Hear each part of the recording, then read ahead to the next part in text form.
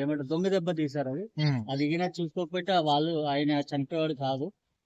And ఆయన కోసం పవన్ కళ్యాణ్ గారు రావడం, ఆయన అభిమాని అని ఆయనకు తెలియదంట. నిన్న అక్కడికి వచ్చాక వాళ్ళ నాన్నగారు చాలా అన్నారు. బాధపడుతున్నారు పవన్ కళ్యాణ్ గారు కూడా.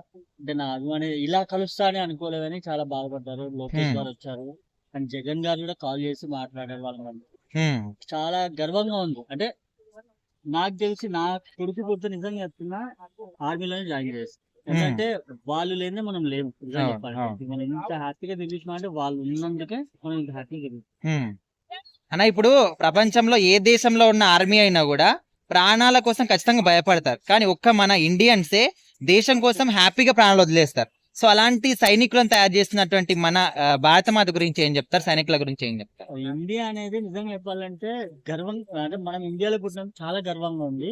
అండ్ ఆయన కూడా ఏదో లాస్ట్ కాల్ చేసి నాకు చావు మీద భయం లేదు కానీ అమ్మ వాళ్ళు ఎలా ఉంటారో ఒక్కడే కొడు ఒక్కటే బాధేస్తుందని చెప్పి అదేవిధంగా ఆ వాయిస్ రికార్డ్ అతను చెప్పుకున్నప్పుడు ఏంటంటే నాకే కలర్లు నీళ్ళు వచ్చాయి.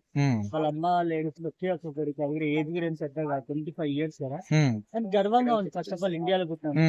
ఓకే అన్న, ఇప్పుడు ఆ లోటుని మాత్రం ఎవరు కూడా తీర్చలేరు, కాకపోతే గవర్నమెంట్ తరఫున ఎంతో కొంత వాళ్ళు హెల్ప్ చేస్తారు. గవర్నమెంట్ తరఫున పవన్ కళ్యాణ్ గారు కూడా 25 lakhs ఇవ్వడం జరిగింది. సో మరి ఇలా గవర్నమెంట్ గురించి ఏం చెప్తారు?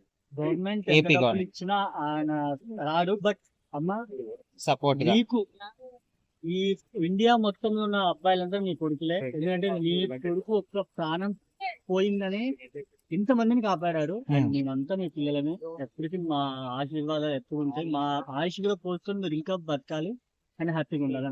మీరు హ్యాపీగా ఉంటేనే ఆయన పైనుంచి ఆయన కూడా హ్యాపీ.